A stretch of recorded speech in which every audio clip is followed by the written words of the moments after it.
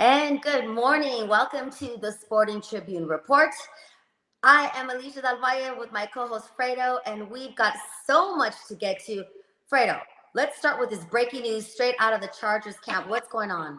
Yeah, right now, just broke the story with the Chargers are making a deal with the New England Patriots to send cornerback J.C. Jackson back to the Patriots after acquiring him last offseason, signing him for a 5-year deal worth almost $85 million. And, J.C. Jackson did tear his Achilles in week 2, I believe it was last season, which he was out for the remaining of the season. He recovered over this past offseason.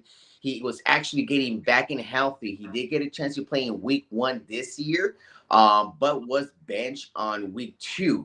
Very interesting what happened there between week 2 and 3 and 4 against the Raiders, because he did not play a single snap over the last few games. And he even took it to the media, JC Jackson, last week, and he mentioned, he's like, look, I'm confused. He's like, I'm not sure why I'm not getting a chance to play out there.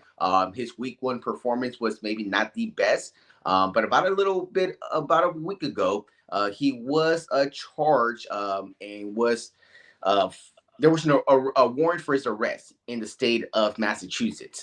He did deal with some driving under the influence type of thing out there when he was a New England Patriot, which still kind of trickles down while he's still here in Los Angeles. And there was a situation that happened with the Patriots this past Sunday. Their cornerback rookie Gonzalez actually suffered a torn labrum in his shoulder, so they were down a cornerback already. So they decided, hey, you know what? Let's go ahead and get our J.C. Jackson back to New England. That's exactly what they did this morning. And that relieves the Chargers of what? $85 million? Yes, Just they want to got make out sure I of that got one that right right. there. Yeah. The smart move. Wow, that is breaking news. Thank you, Fredo, for that. And since you are right there with the Chargers every day, what is going on with Herbert's finger? Yes, right now it was a scary moment to see what happened on Sunday against the Raiders. As we see Herbert out on the field, and then we see that he took a few hits, but then all of a sudden he comes in with a big old white glove in his left hand, and people are wondering what is going on. And he did fracture his finger in his left hand. He was able to still compete in the game, even though he did not get a chance to score in the second half of the Raider game. The Chargers went scoreless. I'm not sure if it had to do to Herbert's hand, even though Herbert made a big few plays, but they were not able to move the ball the same way they were able to do it in the first half. But Herbert is expected to be back for Week 6 against the Cowboys here on Monday Night Football at SoFi Stadium. So thankfully, the bye week is coming up Yes. right now, which is a good thing for his finger to heal. I've dealt with the fractured finger about a year ago.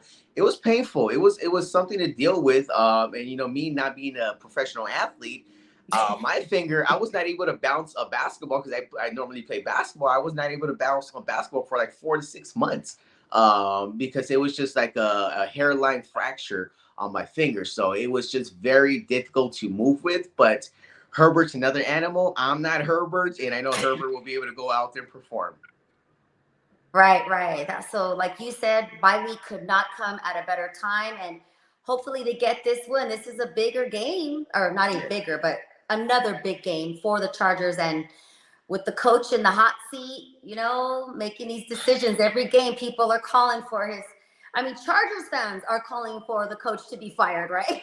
Right. No, yes. Look, I said this on the Sporting Tribune on the Arash Markazi show on Tuesday, and I was like, look, being there in that stadium on Sunday, seeing the decision making that was gonna occur again, the same thing that happened in Minnesota the previous week, fans were booing, fans were upset. I mean, even though they walked away with the win, they just weren't satisfied with the decision making and how they won the game.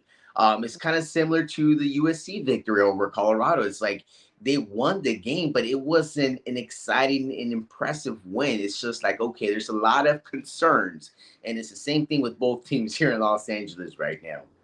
Yeah, a lot of concerns, a lot of concerns. And we're going to pivot to baseball because there were 8 hours of baseball played yesterday. It is the division playoffs, both the American League and the National League. So both Florida teams lost. Yeah. Minnesota Twins broke an 18 playoff game drought. But the most important division race that the Dodgers fans care about, um, Arizona Diamondbacks beating the Milwaukee Brewers in Milwaukee. So, what is your take on yesterday's win, which was an upset, right? Arizona's not even supposed to be there, and they're not supposed to beat the Milwaukee Brewers.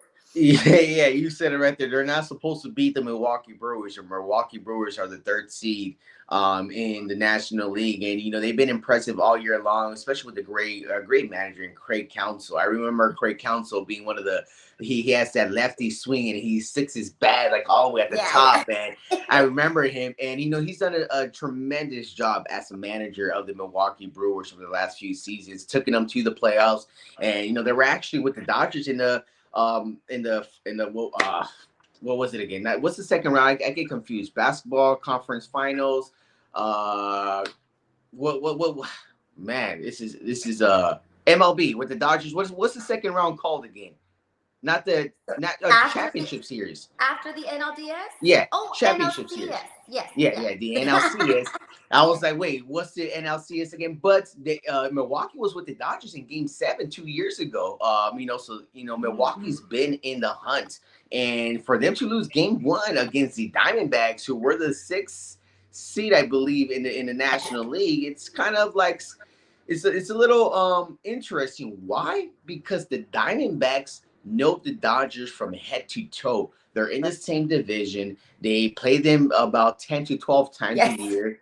So the Diamondbacks really know the Dodgers. The Dodgers have had some success over the Diamondbacks this season, but you really never know what can happen in a 5-game series. You never know.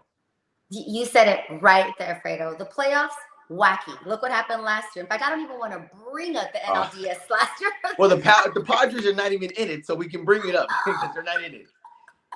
And these are all the same talking heads in baseball that predicted the Padres would win the division. Where are they now? They're still not picking the Dodgers to win. The Dodgers aren't supposed to be there where they are, sitting comfortably with a bye week. It's what, 5 days off. So game one on Saturday, we talked about the NLDS. We talked about the ALDS. A lot of these games could be decided today. Game two happening today. One more thing about the Arizona Diamondbacks, they didn't even have their best pitcher out there. He's going tonight again in Milwaukee. So we'll see how that goes. And we could know tonight, Dodgers fans, who the Dodgers are going to meet up with on Saturday. And that should be very exciting. Again, Dodgers with 100 wins. I can't wait. I mean, I think the Dodgers should want to face the Diamondbacks. It might be an easier route, but it can be a little scary right there facing them and knowing that they know them pretty good. So it's gonna be very interesting to see what happens today. Yeah, especially with the Dodgers depending so much on their rookie pitchers. So very exciting, very exciting. We will know a lot more later today. And I wanted to swing back around to NFL news, but it's not NFL news. It's an NFL legend making news with the WNBA, which you are our expert. So tell me what's going on, a little bit of breaking news there.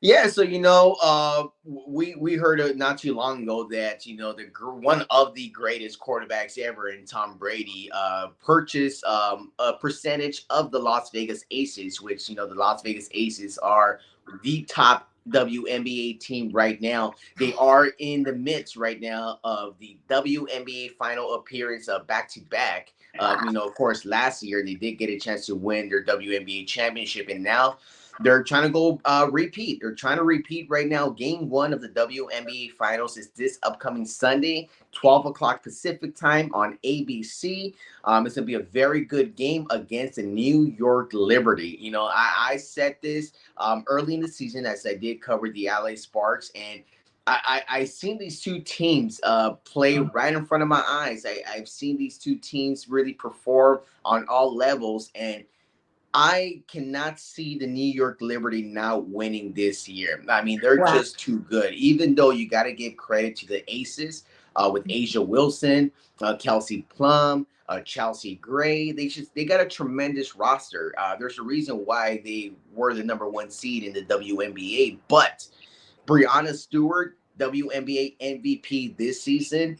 You had Sabrina Ionescu, who's just a triple double machine. You know, that's Kobe's little prodigy right there. And Yeah. that New York Liberty team is so amazing. They can pass the ball, they can rebound the ball. They're so effective moving without the ball. And being able to sit on the sideline all these games, watching these teams, especially the Liberty, they just know how to work well together. I think that Aces are more of an isolation type of team, like a one-on-one type of team, and Liberty are more like, hey, we'll beat you with all five of our players we got out there. So seeing that, I kind of give the hand to the Liberty, but it's going to be a very interesting WNBA final, especially with new owner in Tom Brady. Yeah, that's a lot of love for the WNBA. It's finally been approved. Like you said, there's been talk of Tom Brady trying to get into that ownership, and it was approved just yesterday by the WNBA. That's a lot of love for these ballers in the WNBA. So we will be on top of that for everybody here at the Sporting Tribune Report. We say hello to Tom Brady as an owner. We say goodbye to Phil Nevin as a manager for the Angels. A lot going on in that Angels organization. This will be what, the fourth manager in 6 years that they are looking for. And we still don't know what Otani's going to do. So we're going to keep an eye on that for you as well, right? Right. I mean, that should be a sign for Shohei right there. It should be a sign. Look, Right. you guys can't even get this straight. Why would I want to spend my next 5, 6, 7 years here? Like, just go up the road, go up the 5 freeway, and exit on Stadium Way, and you'll Yes. find your new home right there. There you go. You heard it here first. Thank you so much, Fredo, for the updates. Keep it right here on the Sporting Tribune Report. We've got your headlines every morning. Check us out on all the usual suspects. Follow us on YouTube. Again, that's thesportingtribune.com. I will see you tomorrow, Fredo. Yes, ma'am. See you then.